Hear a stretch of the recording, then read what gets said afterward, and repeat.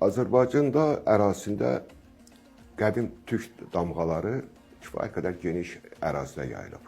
Qobustanda, Gəmiqayada, Dəva boyunda Kəlbəcərdə, Abşeronun bəzi yaşayış məntəqələrində, Beşbarmaq dağında, Dərbənddə, mən tarixi Azərbaycan ərazilərindən söhbət edirəm. Naxçıvanda hətta bir çox damğa işarələrinə biz Göyçə yazılarında, indi onlara bəzən geqam yazılarında deyirlər, amma Göyçə yazılarına da rast gəlirik.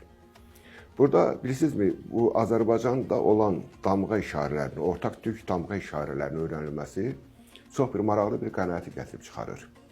Əgər Altaylarda həmin damğa işarələrinin ən qədiminin yaşı eramızdan təqribən 800 ilə çatırsa, Azərbaycanda bəzən 2500 ili ötür. Elə isə maraqlı bir sual yaranır və bu sualın cavabı da Altay nəzəriyyəsini harasa darmadağın edir. Elə isə türklər hardan hara keçirlər. İş burasındadır ki, damğa işarələrin mahiyyət etibarilə çox geniş bir spektra malikdirlər. Burada bir məsələni mən istədim sizin diqqətinizə çatdırım. Məsələn, Qazaxıstanda damğadan söhbət gedəndə onu iki hissəyə ayırırlar. Bir tamqa, yəni bizim nəzərdə tutduğumuz damğalar, müəlliflik hüququdur, tutaq ki, mülkiyyət hüququdur, aid olan işarələrə, bir də tanqalara. Tanqa tanımaq sözündəndir və bu ümumiyyətlə bütün damğa işarələrinin mahiyyətini asıb göstərir. Çünki damğa işarələri faktiki olaraq tanınma, fərqləndirmə nişanlarıdır.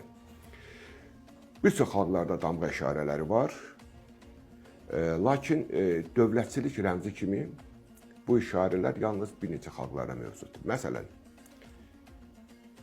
tarixdə ən geniş yayılan damğa işarələri türk damğalarıdır. Bununla belə Sasani damğaları, Parf damğaları mövcuddur. Mərkəzi Asiya, Azərbaycan, Şərqi Anadolu, eləcə də İranın türklər yaşadığı əraziləri, yəni Azərbaycan türklərinin yaşadığı əraziləri, məsələn, Xəmsə türklərinin, Qaşqayların, Xorasan türklərinin, eləcə də İranda Şahsevən və Tərəkəmə adlandırılan, yəni Azərbaycanın etnoqrafik qollarını götürsək, bunların hər birində damğa işarələri var. Amma Sasanilərdə də qeyd etdiyi kimi, Parflarda da damğa işarələri mövcud olub. Sarmatlarda mövcud olub, skiflərdə mövcud olub. Onu xüsusilə qeyd etmək istərdim ki, Sasani damğaları içərisində, Parf damğaları içərisində daha doğrusu, ərsakilərə məxsus damğalara diqqətlə nəzərdən keçirəndə bunlar %100 əski türk damğalarıdır. Mənə gəlir ki, bu faktın özü də ərsakilərin etnik mənşəyinin göstəricisi ola bilər.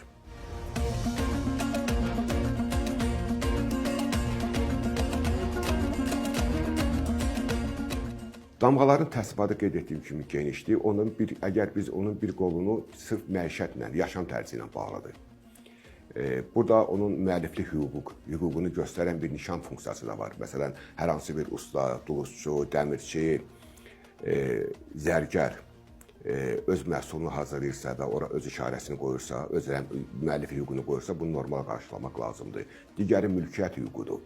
Mülkiyyət hüququna gedikdə, yəni bu ənənə bugün də Azərbaycanın kəndlərində, kənd yerlərində qalmaqdadır. Təsəvvür edin, kənd yerlər ki, toylardakı, mağar toylarında qonşulardan qab-qacaq yığanda toy keçirmək üçün baxırsan ki, hər bir qab-qacaq yiyəsi öz qazanının, boş qabının arxasına boya ilə müəyyən bir işarə qoyub ki, onu deməli başqasından fərqləndirsin. Bu onun mülkiyyət işarəsidir. Mülkiyyət işarəsindən başqa mən bir xüsusiyyəti ilə qeyd etmək istərdim. Dərbənd qala divarlarında, yəni bu qala divarlarına hörmüş daşların üzərində ümumiyyətlə 200-ə yaxın damğa işarəsi mövcuddur və aşkar edilib. Düzdür, bir müddət əvvəl bunları deməli İran damğaları kimi aid etməyə çalışmışlar. Lakin sonra məlum bunların türk damğası olduğu üzə çıxdı və bu damğalar həmin daşlar üzərində haradan əmələ gəlib. Təbii ki, bilirsiniz ki, hər hansı bir, məsələn, tikinti zamanı hökmdar öz rəiyyətlərinə, məsələn, hər bir kəndə, tayfaya müəyyən qədər tikinti materialı gətirməyə tapşırır və bunlar da öz materialların üzərinə öz damğalarını qoyurlar və o damğalar bugünə kimi Dərbənd qala divarlarının üzərində qalmaqdadır. Eyni zamanda Dərbənd qala divarlarında biz Hun xaçına da rast gəlirik və o da bu işarədə bu gün qalmaqdadır. Damğaların sakral deməli mahiyyət daşıması da var. Yəni əski tanrıçılıqla bağlı onların mahiyyəti var. Məsələn, belə bir misal çəkim, Mərkəzi Asiyada, ən çox Qazaxıstanda Tumar adı deyilən bir damğa işarəsi var. Bu bir üçbucaqdır, yəni yuxarı dönə yönələn üçbucaqdır və o üçbucağın aşağı hissəsində 5 xətt çəkilir. Mahiyyət etibarilə bu Humayananın işarəsidir, nəzərlikdir və onun bəzən deməli əlvan metallardan onun formaları hazırlanır və uşağın beşiyin başında asılır. O da deməli 3-5 qılınc və yaxud 5 oxdan onu güya bəd nəzərlərdən, bəd şər qüvvələrdən mühafizə edir. Bu işarə Azərbaycan xalçalarında da geniş yayılıb. Lakin İslamın gəlişindən sonra o tumar bizim xalçalarımızda da yayılsa da, amma adını və mahiyyətini dəyişib. İndi biz ona, indi xalçaçılığı da ona Həzrəti Fatmanın əli deyirlər və yaxud xəmsə işarəsi deyirlər. Məsələn, əgər damğa işarələrin içərisində, məsələn, türk damğalarının içərisində ən çox yayılanı oxçuluq sənəti ilə bağlıdır, hərb sənəti ilə bağlıdır. Ta ki, Malıbəyli xalçaların üzərində bir naxış var, onu bəzən Azərbaycan xalça naxışları təsnifatında ona ördək adlandırırlar.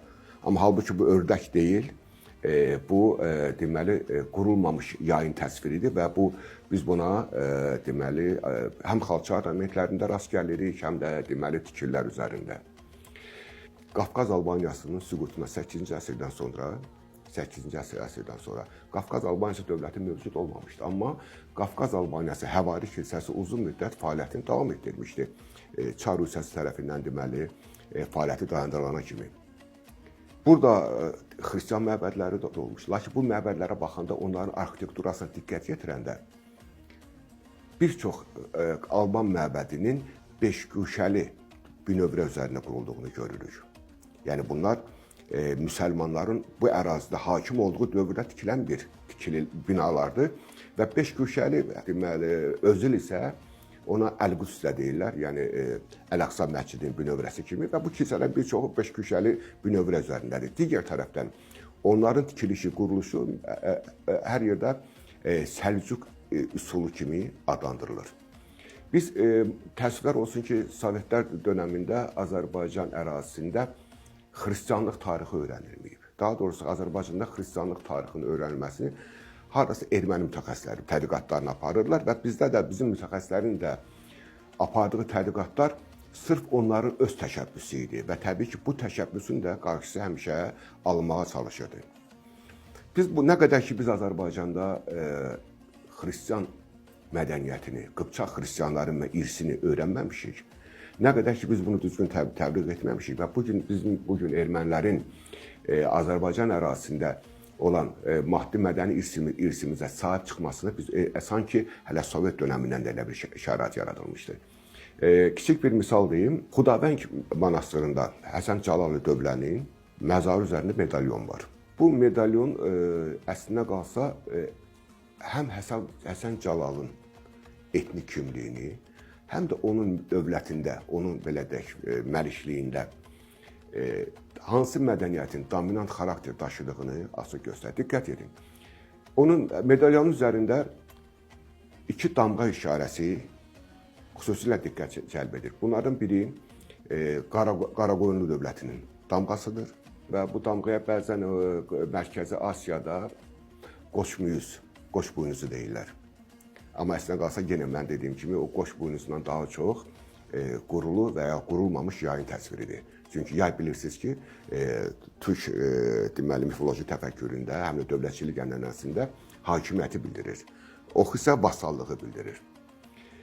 Digər damğa isə, ondan aşağıda duran damğa isə Həsən Cəlalın damğasıdır. Bu damğaya da deməli çox zaman Türk ümumiyyətlə Krımda da rast gəlmək olur, Mərkəzi Asiyada da, Qafqazda da. Buna da bəzən baltabar, bəzən xan darağı işarəsi də deyirlər. Bizim xalça təsvirlərimizdə də var bu. Biz bundan kifayətlənmirik. Eyni zamanda həmin damğa işarələrinə deməli Qaradəniz sahillərində, Rizə vilayətində olan məscidin üzərində də rast gəlirik. Eyni medalyondur. Sadəcə olaraq, əgər Həsən Cəlalın medalyonun mərkəzində Möhrü Süleyman deyilən Davud ulduzu təsvir olunubsa, medalyonun mərkəzində Quran ayələri yazılıb, ayəsi yazılıb. Amma iş üslubu tamamilə eynidir.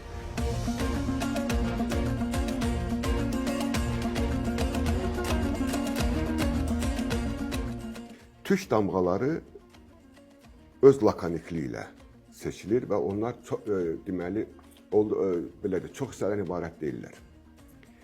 Məsələn, əgər bir xətt bu damğa işarəsi kimi bıçaqdır. Hansısa bir tayfanın damğa işarəsi ola bilər. İki xətt isə, paralel iki xətt isə artıq iki tayfanın birliyini göstərir. Buna iki bıçaq deyirlər. Bizim Azərbaycanda, ümumiyyətlə Türk dünyasında olan damğa işarələrinin bir çoxu bir növ kompozisiya şəklindədir. Yəni tayfaların bir-birinə birləşməsini özündə ehtiva edir. Məsələn, əgər damğa işarəsi üzü yuxarıdırsa, bu deməkdir ki, həmin tayfa və yaxud nəsil belə deyək də dominantdır. Yox, əgər üzü aşağıdırsa, deməli artıq vassaldır. Vassal olanda isə onun üzərində başqa bir hakim deməli tayfanın damğa işarəsi görünür və bu belə bir maraqlı kompozisiya yaranır. Amma bunlar çox belə deyək də həddən artıq məsələn Çin hərfləri kimi, Çin işarələri kimi həddən artıq müxtəlif detallardan ibarət deyirlər. Öz sadəliyi ilə seçilirlər. Görkəmli damğa mütəxəssisləri var. Dünya şöhrətli Eduard Triarski Polşadan, İmra Baski Macarıstandan, Altay Amanjolov Qazaxıstandan, eləcə də bu Dağıstanda da belə mütəxəssislər var. Onların ümumiyyətlə damğa təsnifatının əsas hissəsini türk damğaları təşkil edir və onlar da məsələn bunu deyirlər ki, bu damğalar ancaq türk xalqlarına məxsusdur. Məsələn, Kumux damğaları ilə Azərbaycan damğaları arasında o qədər də fərq yoxdur. Tayfaların istər Oğuz olsun, istər Qıpçaq olsun, bunların deməli hərəkəti, bunların bir-biri ilə belə inteqrasiyası, yaxınlığı, aralarında müttəfiqlik əlaqələri, bütün bunlar damğa işarələrinin öz əksini tapır. Mən bu damğalardan danışanda bəzən xalçaları, Azərbaycan xalçaları nəzərdə tuturam, misal çəkirəm, niyə görə? Qırğız xalçalarını, Qazax xalçalarını oxumaq asandır. Yəni bu mütəxəssisləri var. Oxuyur ki, məsələn deyir ki, burada məsələn filan məsələdən bəhs olunur. Amma Azərbaycan xalçalarını oxumaq olduqca çətindir. Niyə görə? Çünki Azərbaycanda olan bütün dinlərin elementləri, belə mən xristianlıq məsələsinə toxunmuram, yəni söhbət xalçadan gedir. Bütün dinlərin elementləri, bütün deməli tayfaların işarələri bu xalçada öz əksini tapır. Və necədir? Məsələn, tutaq ki, hər hansı bir bölgədən olan bir qız evində anasından xalça toxumağı öyrənir. Başqa bir tayfaya qonaq gedəndə, ərə gedəndə təbii ki, ailəsindən gördüyü işarələri və o deməli yeni ailəsindən o deməli gördüyü təsvirlər, damğa işarələri, köçürüb naxışları bir xalça ornamentinə çevirir. Elə inkişaf edir. Məsələn, bugün biz bəzən deyirik ki, Azərbaycan xalçaları çox qarışıqdır işarə, amma elə deyil. Sadəcə olaraq bu həm Azərbaycanda olan tarixin mərhələlərini, həm onun deməli belə deyək ki, Azərbaycan xalqının etnoqrafik qollarını eyni zamanda Azərbaycanda olan etnik müxtəlifliyi də göstərir. Bəs damğa işarələrinin hər hansı bir ərazidə hər hansı bir xalqın mülkiyyətini göstərməsi bugün təbii ki, bəzi tarixçilərin qısqanclığına səbəb olur və təəssüflər olsun ki, məsələn, Orxun Yenisəy abidələrindəki işarələri bugün əski rus əlifbası və yaxud əski rus damğası kimi qələmə vermək cəhdlərdə olub, amma o cəhdlər özünü doğrultmayıb.